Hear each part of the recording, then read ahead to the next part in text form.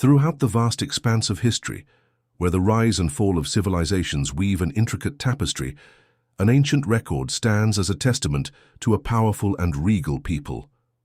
As the sun sets over the boundless savannas of Africa, stories emerge of mighty kings and radiant queens, adorned with rich dark skin. Within the pages of the Bible, a book of profound legacy, lie the hidden narratives of these ancient societies. Join us on a cinematic journey through time as we unearth stories that may have been forgotten by the world but remain forever etched in the sands of Africa. Before we dive into the heart of this fascinating exploration, make sure to subscribe to our channel and click the notification bell so you never miss our upcoming videos. We have an abundance of exciting content coming your way. Now, let's embark on this extraordinary voyage to uncover the history of our Black and African ancestors. According to the Bible, all present-day peoples are descendants of Noah's three sons, Shem, Ham, and Japheth. This includes black individuals and those with dark skin, whose lineage traces back to Ham, one of Noah's sons. Shem and Japheth, Ham's brothers, are associated with the Semitic peoples such as Arabs, Jews, and Syrians, and the Japhetic peoples who include Europeans and Asians. The Bible identifies Ham as the forefather of African and black populations, his name consistently linked to Africa. The Book of Psalms even associates Ham with the ancient Egyptians. Furthermore, ancient Jewish and other traditions attribute African ancestry to Ham and his descendants, reinforcing his historical significance.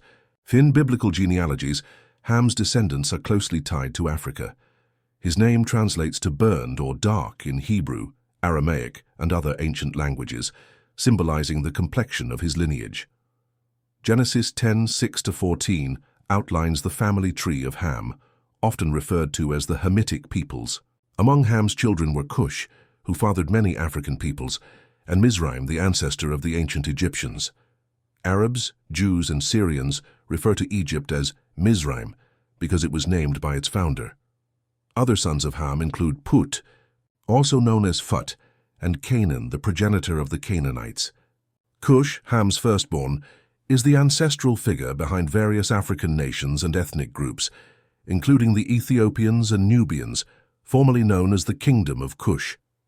The origins of these groups can be traced back to biblical times, marking their significance in historical narratives. Interestingly, some historical accounts suggest that the people of Samaria, believed to be descendants of Nimrod, Cush's rebellious son, originated from ancient Babylon.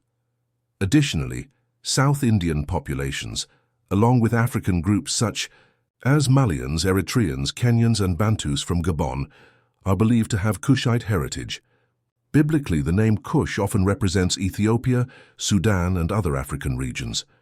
Similarly, Mizraim, another son of Ham, is thought to be the progenitor of ancient Egyptians and North African peoples, including the dark-skinned Berbers and Tuaregs. Semitic groups such as the Arameans, Arabs, and Israelites still refer to Egypt as Mizraim.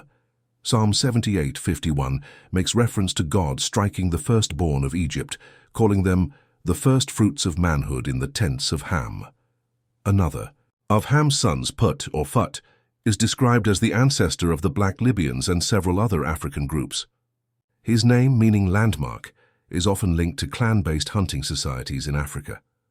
One of the most widely misinterpreted biblical narratives is the so-called Curse of Ham or Curse of Canaan. Many have distorted this passage from Genesis 9, where Noah, after becoming intoxicated, was seen naked by his son Ham. Instead of assisting his father, Ham mocked him to his brothers. As a result, Noah placed a curse not on Ham himself, but on his son Canaan. This passage has been misused throughout history, falsely suggesting that all African people were cursed. However, the Bible explicitly states that the curse was upon Canaan alone, not upon Ham's other sons, Cush, Mizraim, and Put, who are considered the forefathers of various African civilizations. The genealogical records of the Bible strongly connect Ham's lineage to Africa, linking his descendants to the Egyptians, Ethiopians, and other African nations.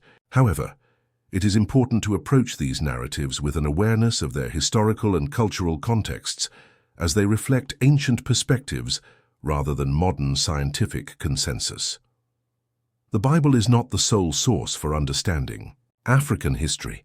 Scholars and researchers draw from archaeology, linguistics, genetics, and oral traditions to construct a more comprehensive view of human origins.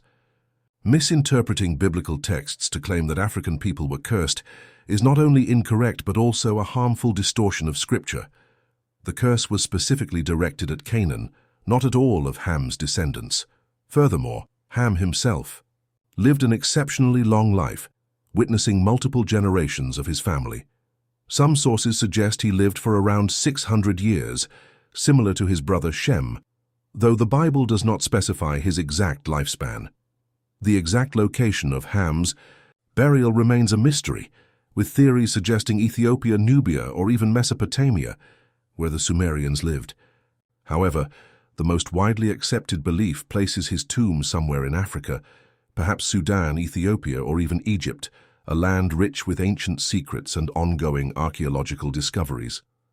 The Book of Jubilees provides additional insight into Ham's later years and the division of territories among Noah's sons.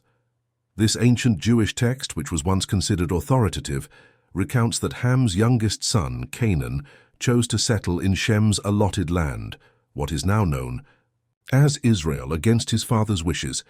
According to the Book of Jubilees, Ham and his other sons, including Cush and Mizraim, did not support Canaan's claim to Shem's lands, as they believed Africa was the rightful inheritance of Ham's lineage. The Book of Jubilees also describes Ham as the first to establish a city after the flood, naming it after his beloved wife. This portrayal of Ham as a pioneer and leader challenges misconceptions that have historically diminished his role in biblical history. By understanding these ancient texts within their proper cultural and historical framework, we can dispel misinterpretations and appreciate the complexities of biblical narratives. Thank you for watching. We hope this discussion has provided valuable insights into biblical history. If you enjoyed this content, be sure to subscribe and hit the notification bell for updates on future episodes. Stay tuned as we continue exploring the profound and often overlooked stories within the Bible.